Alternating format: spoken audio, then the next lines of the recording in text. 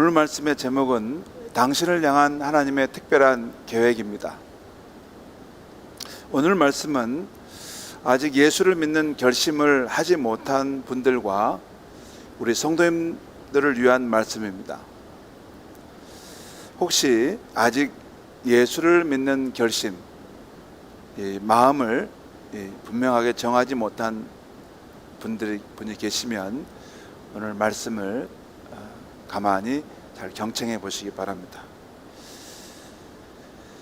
나는 왜 이 세상에 존재하는가? 내 삶의 목적은 무엇일까? 내 삶에는 어떤 뜻이 있을까? 생명이 시작되었고 살게 되었다면 내 삶에는 어떤 뜻이 있을 텐데 이 뜻이 무엇일까? 이 삶을 찾으려는, 삶의 목적을 찾으려는 인류의 역사는 수천 년 동안 사람들을 혼란스럽게 했습니다.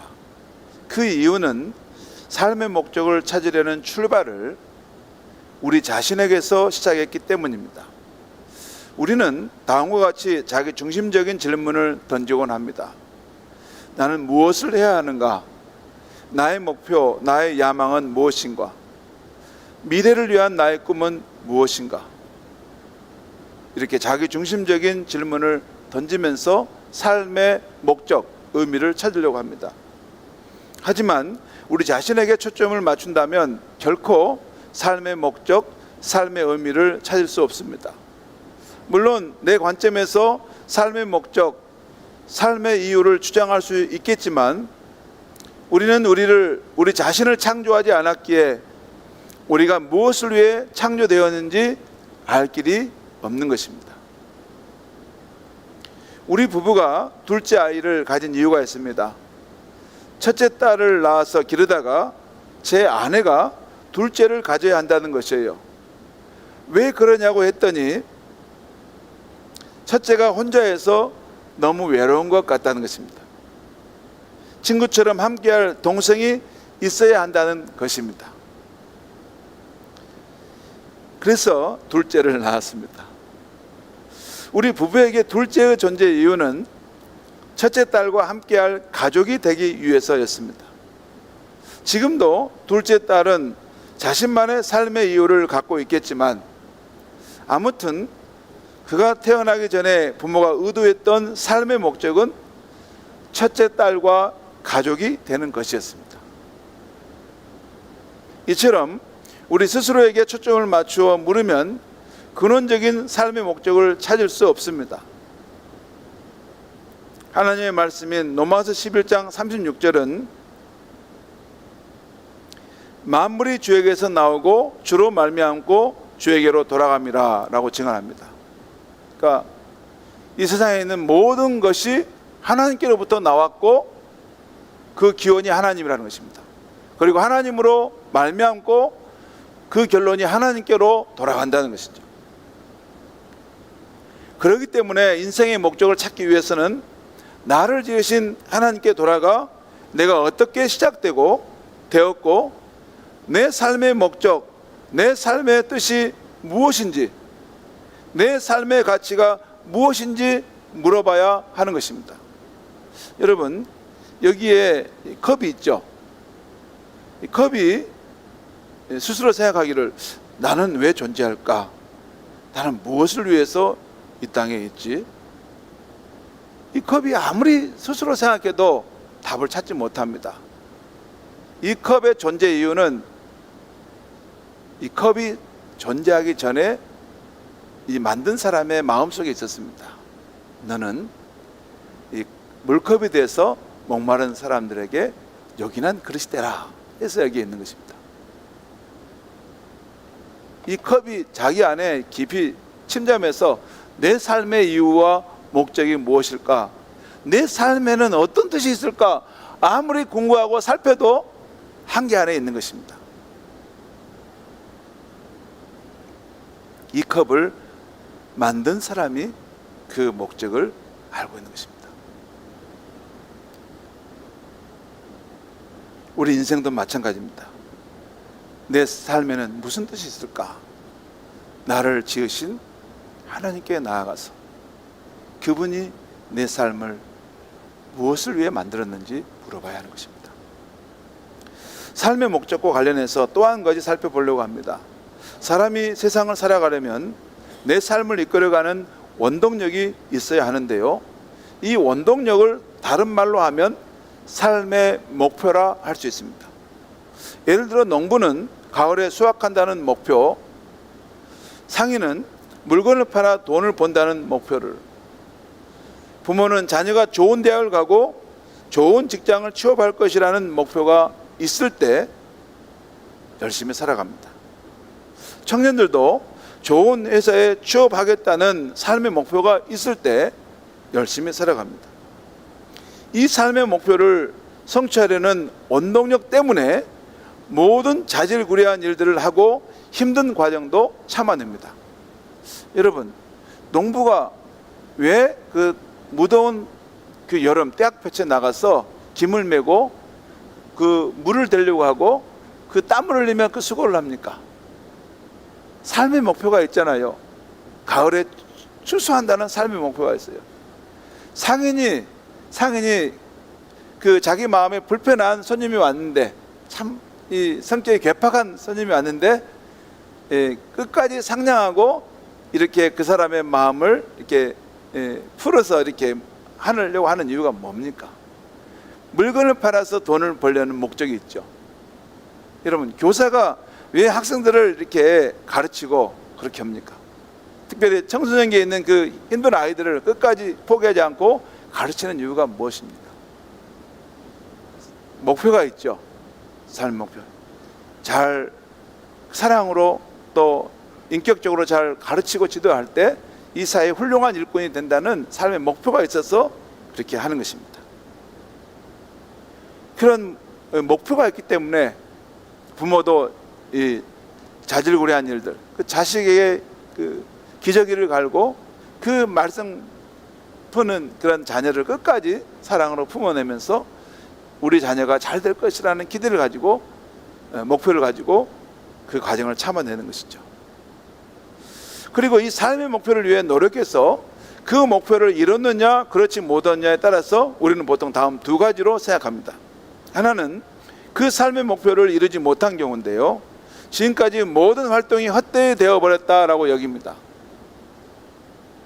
또 하나는 그 삶의 목표를 이룬 경우인데 지금까지 모든 활동이 보람있게 되었다고 여깁니다. 보통 우리가 이렇게 생각하죠. 그런데 여러분, 우리의 이런 단정이 맞는 것일까요? 먼저 삶의 목표를 이루지 못한 경우를 봅시다. 예를 들어 자녀들을 향한 부모의 삶의 목표가 성취되지 못했다고 할 때, 예를 들어서 좋은 대학을 가기를 원했는데, 좋은 회사를 취업하기를 원했는데 그 목표가 성취되지 못했다고 할 때 그 자녀의 삶이 헛되어 버렸다고 단정할 수 있습니까? 아닙니다. 단기적인 삶의 목표는 이루지 못했지만 더 궁극적인 삶의 목적이 아직 남아있기 때문입니다. 우리 인생은 그렇게 단순하지 않습니다. 현재 잘못하고 있다고 미래도 잘못 가고 있냐? 그렇지 않습니다. 현재 잘하고 있다고 성공했다고 미래도 성공하느냐? 그것도 아닙니다. 인생은 신비로운 그런 영역이 정말 많습니다. 그래서 아무리 잘 돼도 항상 교만하지 않고 겸손해야 되고, 아무리 못 되어도 절대 절망은 금물입니다.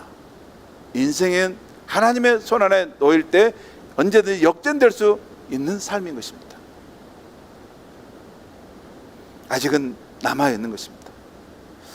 또한 자녀를 향한 부모의 삶의 목표가 이루어졌다고 했을 때 그 자녀의 삶이 성공했다고 단정할 수 있을까요?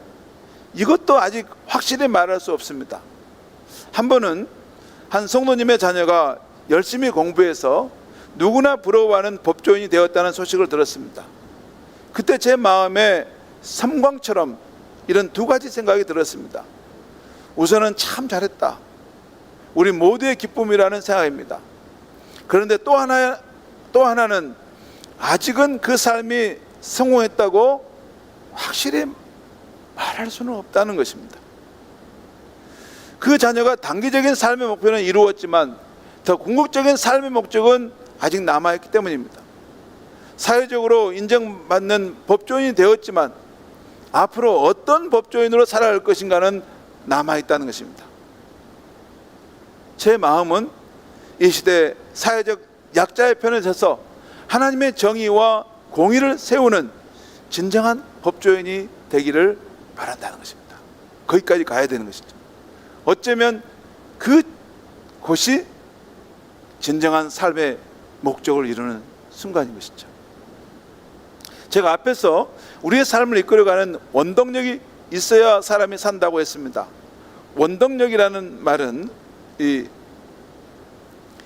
단어를 사전에 찾아보면 여기 원동력은 근원 원자에다가 움직일 동자 힘 역자입니다. 그 뜻은 사람이나 사물을 움직이는 힘인데 특별히 근원적인 힘이라는 것입니다. 그러니까 사람이나 사물을 움직이는 힘은 이런 일반적인 힘은 많은데 그 힘 가운데도 가장 근원적인 그 힘을 받고 있다는 것입니다. 그게 원동력이라는 뜻이에요. 여러분, 우리의 삶을 이끌어가는 힘, 동력은 세상에 여러 가지가 있습니다. 여러분, 여기 우리 목장 교재 제가 메모에 두었는데 취업, 승진, 또 이 사회적으로 인정받는 것, 가정의 행복, 자녀가 잘 되는 것, 또 물질적인 부를 얻는 것, 사회적 명성을 얻는 것, 이런 것들이 우리의 삶을 움직이는, 이끌어가는 힘, 동력이 될 수 있습니다. 그러나 우리의 삶을 이끌어가는 근원적인 힘, 근원적인 삶의 목적은 우리가 생각하는 차원보다 더 높은 곳에서 온다는 것입니다. 그러므로 인간의 궁극적인 삶의 목적을 이루려 한다면 우리는 항상 더 높은 곳에서 우리의 삶을 바라봐야 하는 것입니다. 최인철 교수님이 서울대학교 최인철 교수 심리학과 교수죠. 그분이 다른 사람과 다른 특별한 삶을 사는 사람들은 항상 시야가 낮거나 좁지 않고 높고 크다는 것입니다. 스케일이. 그래야지 우리 삶에 일어나는 이 일의 가치와 그 궁극적 의미를 생각하면서 살 수 있다는 것입니다. 오늘 아침에는 인생의 궁극적인 원동력, 삶의 목적에 대해서 살펴보려고 합니다. 먼저 우리 교회가 전도할 때 쓰는 전도지를 한번 보겠습니다. 여기 당신을 향한 하나님의 특별한 계획을 아십니까? 라고 하는데 여기 전도지 있습니다. 이 전도지는 제가 보통 전도할 때 쓰는 겁니다. 이쪽에다 주머니는 한쪽 넣어놓고 이쪽에는 다른 전도지를 두고 그냥 한번 지나가면서 줄 정도는 그냥 여기 있는 걸 주고, 이 사람 복음을 들을 준비가 돼 있다라고 하면 이 전도지를 사용해서 복음을 전합니다. 선생님 괜찮으시다면 제가 기독교의 이 복된 소식, 굿뉴스 복음을 선생님께 한 3, 4분 내에 말씀을 드리려고 하는데 괜찮겠어요? 하면 제가 이걸 가지고 설명을 합니다. 여기 첫 번째 이게 그림을 보면 당신을 향한 하나님의 특별한 계획을 아십니까? 저 밑에 보면 just for you라는 말은 단지, 단지 오직 당신을 위한 그 특별한 계획, 그것이 있는데 그걸 아시냐 그 말입니다. 이 제목을 가만히 보면 우리 한 사람 한 사람을 향한 삶의 목적과 계획이 하나님께 있다는 것을 말해주고 있습니다. 첫 번째 장을 넘겨보겠습니다. 거기 1면에 나오면 첫 번째 그림은 하나님이 창조하신 멋진 세상의 그림입니다. 그리고 저기 밑에 보면 성경 창세기 1장 1절 말씀, 태초에 하나님이 천지를 창조하시니라 라는 말씀이 나옵니다. 여기서 하나님이 천지를 창조하셨다는 말씀은 하늘과 땅과 그 가운데 있는 모든 만물 그리고 인간을 창조하셨다는 것입니다. 성경을 보면 하나님은 만물 중에 인간을 특별한 존재로 창조하셨습니다. 인간만은 하나님의 형상으로 지으셔서 만물을 다스리게 하셨고 하나님과 인격적인 교제 가운데 살게 하셨습니다. 여러분, 모든 만물, 모든 동물, 식물이 있지만 하나님과 인격적인 교제, 영이신 하나님과 교제하는 것은 우리 영혼을 가진 인간에게만 주셨던 것입니다. 그래서 우리 인간은 하나님께 나와서 예배하고 그분을 찬양하고 기뻐하는 것입니다. 여러분, 강아지가, 고양이가 예배한다는 거 가능합니까? 그렇지 않습니다. 그건 인간만이 가지고 있는 하나님 형상으로 지음받은 존재이기 때문인 것입니다. 또한 성경은 우리 각 사람을 모태에서부터 지으셨다고 시편 139편에서 말합니다. 그리고 우리 각 사람의 살아갈 시간과 장소를 정하셨다고 사도행전 17장에서 말합니다. 또한 창세전에 하나님의 기뻐하신 뜻 가운데 그 택한 백성을 예정하셨다고 말씀하고 있습니다. 하나님이 이 모든 활동을 하신 것은 우리를 사랑하시고 우리의 깊은 관심을 갖고 계시기 때문입니다. 이로 보건대 인간은 우연한 산물이 아니고 하나님의 특별한 계획 가운데 태어난 존재인 것입니다. 하나님의 특별한 계획 가운데 있다는 것입니다. 저와 여러분 어쩌다 우연히 존재한 것이 아닙니다. 실수나 불운으로 존재한 것이 아닙니다. 여러분, 우리 부모 세대가 우리를 실수로, 또 우리 부모 세대의 상황이 참 부끄러울 수 있는 그런 상황에서 내가 태어날 수도 있습니다. 혹시 우리 부모는 계획하지 않았을지라도 하나님은 우리를 멋지게 계획하셔서 태어나게 하신 것입니다. 목사님, 내 삶의 그 태어난 환경은 너무 불우한데요. 그렇다면 그 사람은 하나님께 더 드라마틱한 그 역전의 삶을 그의 인생을 통해서 펼치시려고 그 일을 지금 준비하고 계신다고 믿으시면 100% 맞습니다. 하나님은 더 영광 받으시는 그 삶의 모습이 바로 그런 곳에서부터 시작되기 때문입니다. 나의 신체와 기질, 유전자까지 계획하시고 우리 부모가 될 두 남녀가 만나게 하셨던 것입니다. 그래서 독특한 나만의 모습을 창조하신 것입니다. 나만의 모습. 무엇보다 하나님이 우리를 계획하시고 태어나게 하신 동기는 하나님의 사랑입니다. 바로 저와 여러분을 아주 많이 사랑하셔서 우리의 생명을 이 땅에 두신 것입니다. 스바냐 3장 17절에서 하나님의 이 마음을 표현하고 있습니다. 너희 하나님 여호와가 너희 가운데 계시니 그는 구원을 베푸실 전능자이시라. 그가 너로 말미암아 기쁨을 이기지 못하며 너를 잠잠히 사랑하시며 너로 말미암아 즐거이 부르며 기뻐하시리라 하리라. 여러분, 여기 보면 너로 말미암아 기쁨을 이기지 못하고 이 마음속에 이게 솟구치는 기쁨을 억누려야 한다는 것이 너무 좋은데, 또한 너를 잠잠히 사랑하시며 너로 말미암아 즐거이 부르며 기뻐하신다. 이 말씀은 우리 자녀들이 이게 잠자고 있는 모습만 봐도 부모는 흐뭇합니다. 우리 자녀들이 밖에 나가 건강하게 뛰어노는 모습만 봐도 우리 부모는 흐뭇합니다. 내 자녀가 작은 거 하나지만 그 부모의 마음, 부모의 그 어려운 사정을 한 가지만 이해해줘도 아빠 이렇죠, 엄마 이런 게 힘들어하는 것 같은데 우리를 위해서 이렇게 하는 것 알아요. 그러면 그건 비교할 수 없습니다. 너무나 우리 마음이 행복하지 않습니까? 행복하죠. 이게 하나님의 마음이에요. 우리를 사랑하시기 때문에 잠잠히 사랑하시고 기뻐하신다. 여러분, 창조자 하나님, 특별히 우리를 지으신 하나님이 나를 극진히 사랑하신다. 너무나도 사랑하신다. 이 사랑을 우리는 잊어버리면 안 됩니다. 오늘 우리 찬송가 304장 부르는데 하늘을 두루마리 삼고 바다를 먹물 삼아서 또 저 산천에 있는 그 나무들을 꺾어서 붓글씨로 삼아 이 하나님의 사랑을 기록한다고 할 때 이것을 다 기록할 수 없을 만큼 하나님의 사랑이 크고 깊다는 것입니다. 우리는 하나님이 나를 이렇게 사랑하신다는 진리 위에 우리의 삶을 만들어가야 할 줄 믿습니다. 그것이에요. 인생이 두 가지 방식이 있어요. 인생이 나는 불운하게 태어난 존재다라고 여기면서 그러면 항상 가난한 그런 궁핍한 영혼으로 살아갑니다. 그런데 진리는 하나님이 바다 같은 사랑으로 저와 여러분을 사랑한다는 거예요.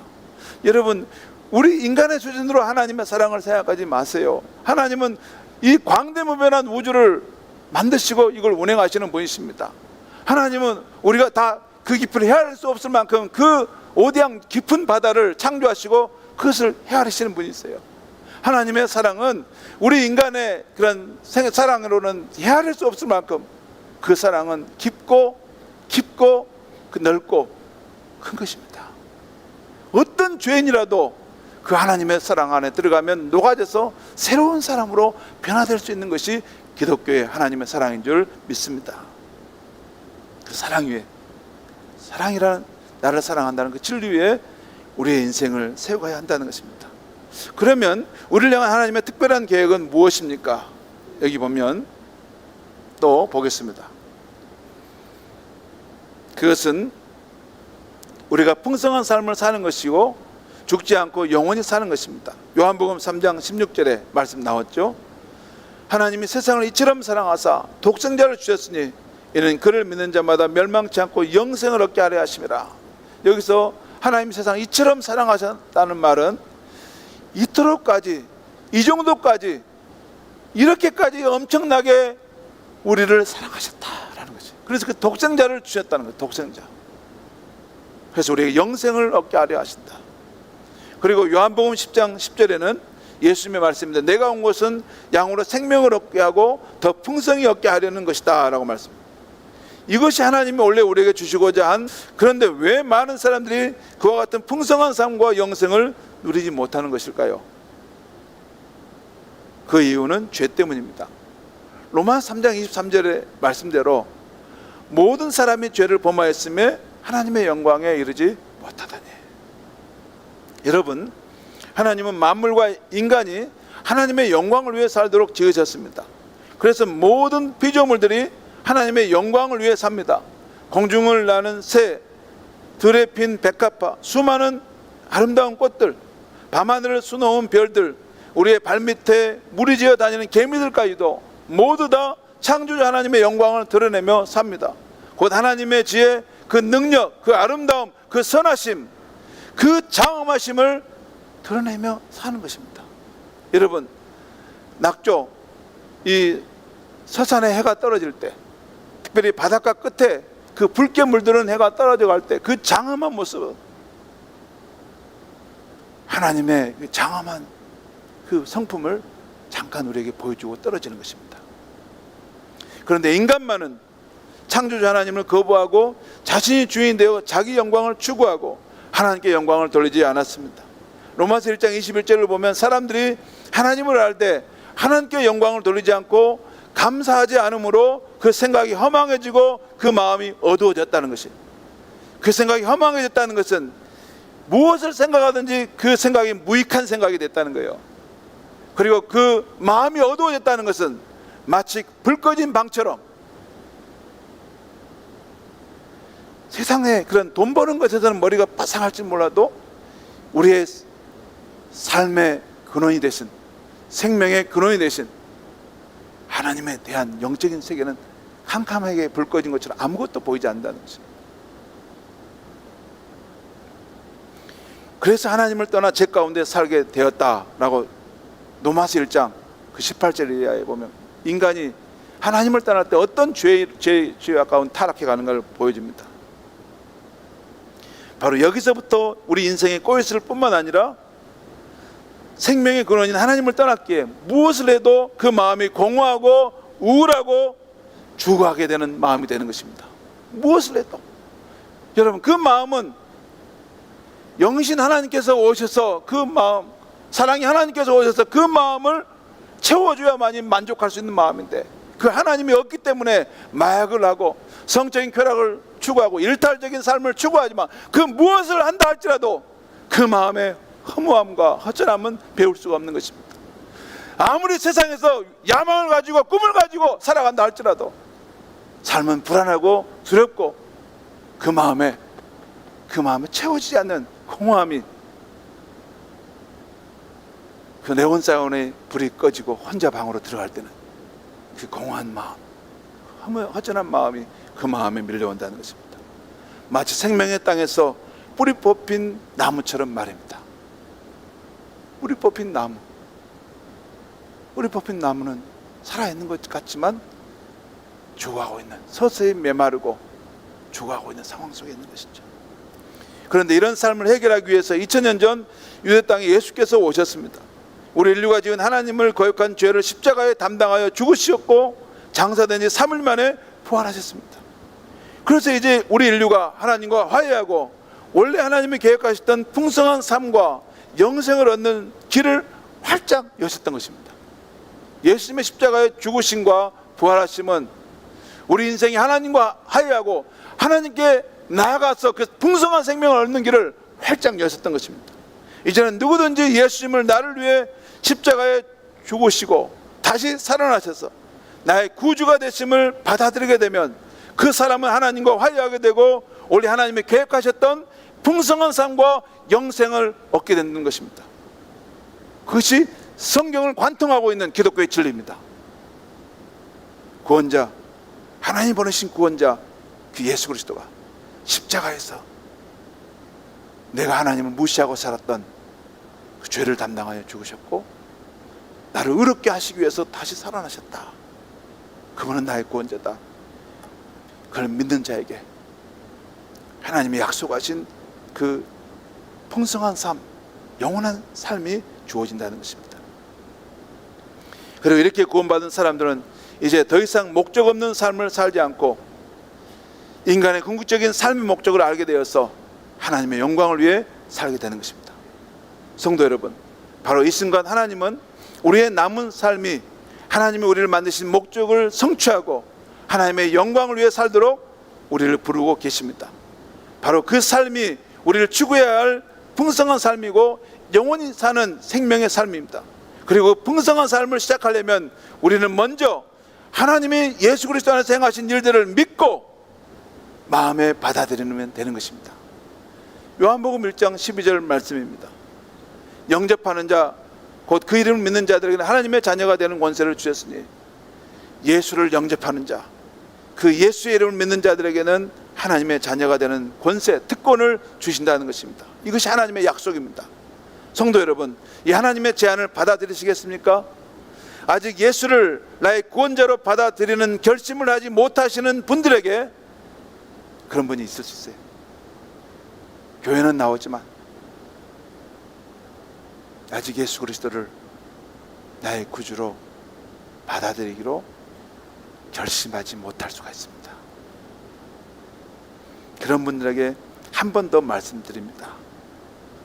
예수를 영접하는 자, 곧 예수님의 이름을 믿는 자들에게는 하나님의 자녀가 되는 특권을 주신다는 이 하나님의 제안을 받아들이시겠습니까? 꼭 받아들이시기 바랍니다. 이 제안 한 번을 진심으로 받아들이고 특별히 자기 죄를 회개하고 이 제안을 받아들일 때 이전에 경험하지 못한 하늘이 열리고 새로운 삶이 우리 삶에 펼쳐지게 되는 것입니다. 이 시간 하나님께서 거룩한 성령으로 여러분의 마음에 빛을 주시고 꼭 예수님을 나의 구원자와 나의 주님으로 받아들이는 결심을 하게 해주시기를 간절히 바랍니다. 그러면 이제 구원받은 사람들, 하나님의 자녀가 된 사람들은 자신의 삶 속에서 어떻게 하나님의 영광을 나타내며 살아갑니까? 우리 한 사람 한 사람은 하나님의 특별한 계획을 따라 창조되었습니다. 우리 자신을 잘 살펴보면 우리 각자는 하나님께 부여받은 자신만의 기질, 성격, 취미와 선호하는 것, 잘하는 재능, 그 분야들이 있습니다. 마치 새들만 봐도 참새, 까치, 딱따구리, 정달새, 올빼미, 앵무새, 뻐꾸기처럼 다 다릅니다. 저는 뻐꾸기가 봄에 울면 참 좋습니다. 뻐꾸기. 이렇게 새들만 봐도 다 그 재능과 그 쓰임새가 다 다릅니다. 또한 그 자리에 나를 세워주신 하나님 목적대로 하나님의 영광을 위해 사는 것입니다. 새들도 하나님이 지으신 목적대로 하늘을 날고 노래하고 지적입니다. 꽃들도 자신의 자리에서 열심히 환경에 반응하며 아름다운 꽃을 피워냅니다. 개미들도 자신의 자리에서 부지런하게 살아갑니다.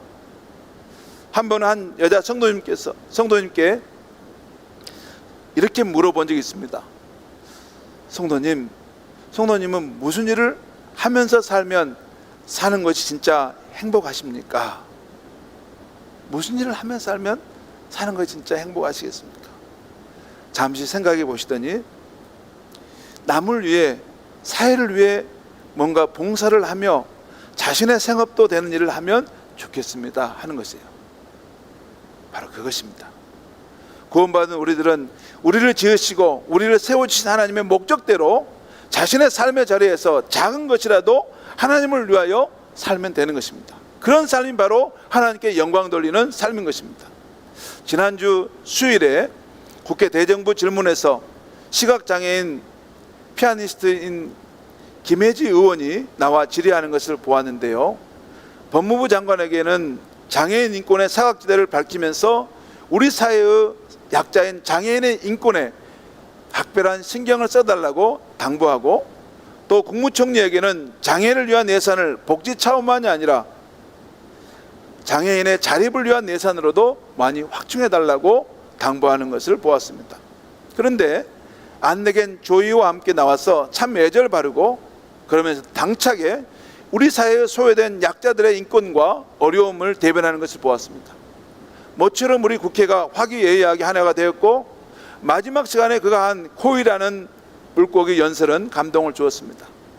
코이라는 물고기가 있는데 작은 어항에서 기르면 10cm 이상을 자라지 않지만 수족관이나 연못에서 자라면 30cm까지 자란답니다. 그런데 강물에 풀어놓으면 자그마치 120cm까지 성장한다는 것입니다. 그러면서 아직도 우리 사회에는 사회적 약자들의 기회와 가능성, 성장을 가로막는 다양한 어항과 수족관이 있다고 하면서 이러한 어항과 수족관을 깨고 온 국민들이 기회의 균등 속에서 재능을 마음껏 발휘할 수 있도록 정부가 더욱 강물이 되어달라고 당부하는 것이었습니다. 잠깐 한번 준비한 영상 한번 보겠습니다.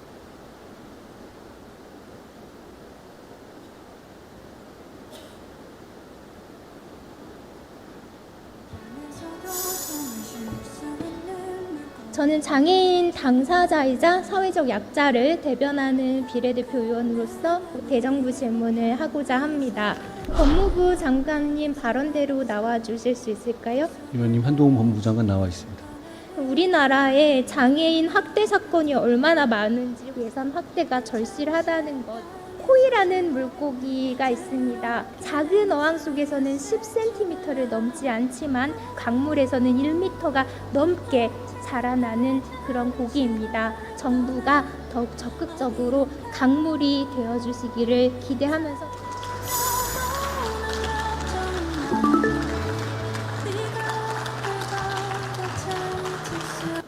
우리 시각장애인이면서 국회의원이시죠.